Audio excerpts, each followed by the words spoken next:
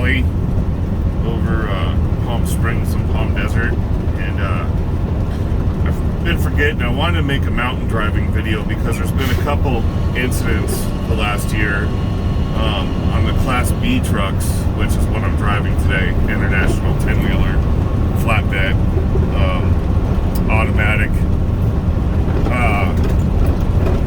So, first of all, the thing that made me think about this video is I was coming up to do my delivery, and the one left-hand turn I had to make to do my delivery, there was an accident. And I don't know, by the way the cars were, it's pretty nasty. I don't know who was at fault or what, but I had to literally pass my street, get turned around, wait 3 miles down the road, and then sit and wait for them to clear that crap up before I could get back to my my road. So that sucks. But anyways, getting back to the incidents that have happened this last year.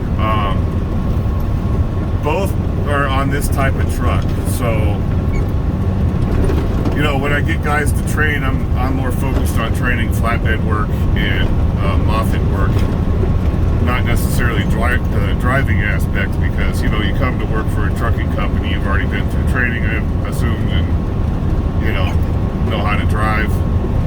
But there's a couple different things that can happen to drivers that I guess could be kind of out of their control. I know for one incident, from what I heard from one of the drivers, was the guy that, I guess the first incident I could say is a truck went actually off the mountain like this, and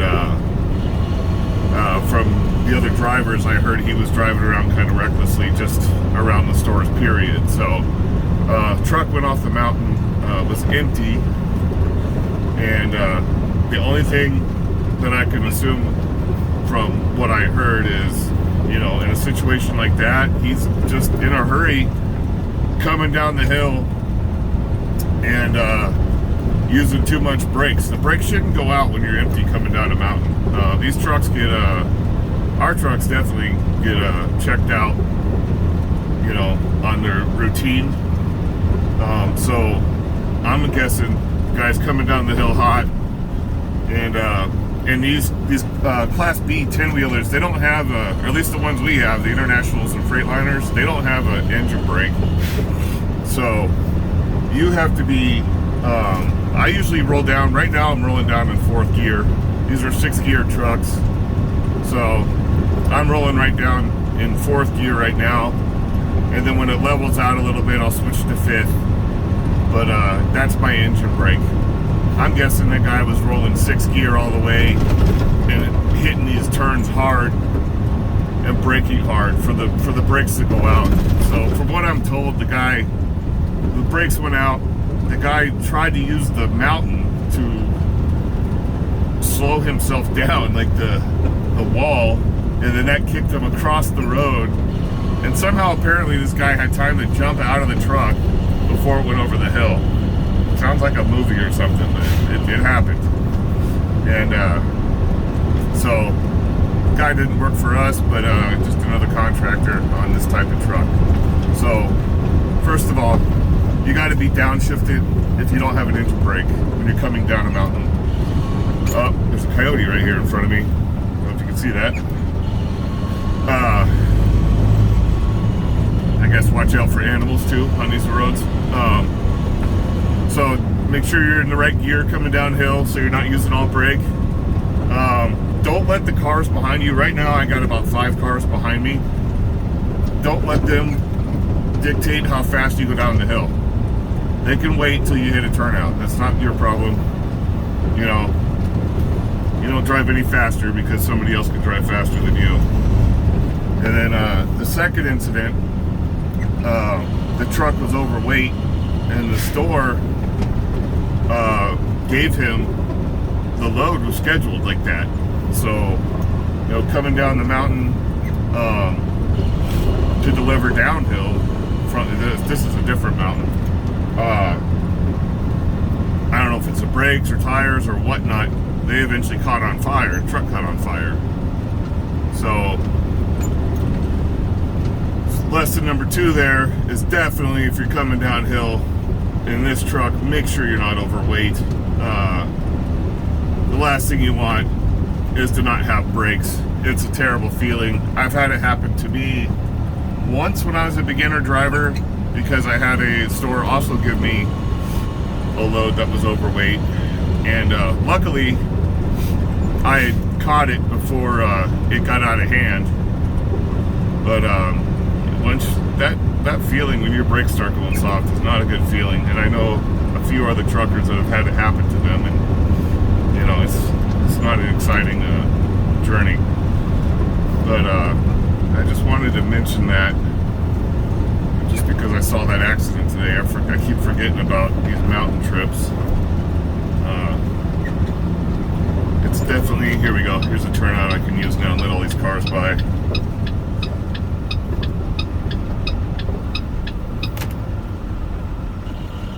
There's definitely a lesson to be learned on these mountain trips. You get a lot of drivers who are either in a hurry because they live up the hill and they want to hurry up and get up and down the hill because that's their daily commute, or you get people out here that'll rent these supercars. This happens in Vegas too. They rent these supercars and they like to bring them on roads like this and have a good time. Even like they'll have these like exotic car clubs out here. You'll see like a bunch of old Porsches or something all in a row zipping around. You get a lot of motorcycles. That's another big thing on the weekends up here. I get these motorcycle guys driving around me on turns. It's insane. And then also in this hill, more towards where I'm at now, almost towards the bottom, I get cyclists on these roads, which is just, I can't even understand the concept and what's in these guys' heads of taking your bicycle on a road like this when you have blind turns. Because I don't have any room when I come around to turn and there's a car coming on to me. I don't have room to go around the bike here. So those guys, I don't even know why they let them on these kind of roads. It's like, to me, it'd be like a suicide mission, but you know, to each their own, I guess. But yeah, that's a few of the things you got to look out for on these drives.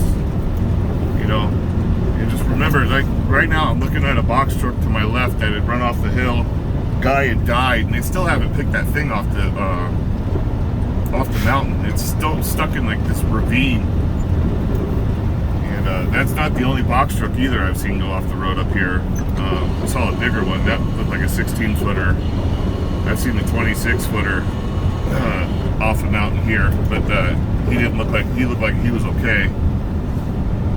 But you know, there's not much room for road to share here. I try to stay as tight to my inside lane as I can, because these people cut these corners. The motorcycles love to cut the corners.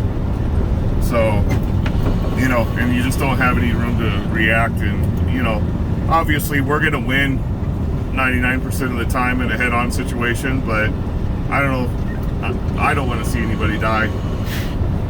And actually, I do have one Class A story to tell you about. I had a driver, I knew, geez, it must have been 7 years ago now, going up towards Big Bear, California, and he didn't use enough straps on his lumber load, and one of the straps on a turn, I guess he was making, well, I guess he could have been making either a right or a left, depending on, I'm guessing he was going up, so I'm guessing he was making a right-hand turn, and the lumber must have come off the left side of the front of the truck, and it actually went through a windshield and almost killed somebody.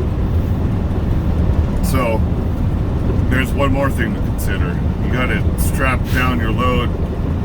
You can't. It was 2 straps on 16-foot lumber, which is just ridiculous. You know, you can't do that. You got to have 1 strap every 4 feet at least. And you know, mountain deliveries, I always use extra straps because there's so many damn turns, and you're on a flatbed. There's nothing but the straps to keep it on the truck. You know, we don't have walls on our trucks. So, anyways, I'm just about down the hill. That's a few of the things that can happen and to take into consideration when doing these drives. I know everybody's a professional driver that does this, but you know, I guess some guys, and even myself, have almost learned the hard way, you know, unfortunately. So, all right, guys. Well, I hope you have a good one. You got any good stories for me about mountain drives? You can leave it in the comments. All right. Thank you.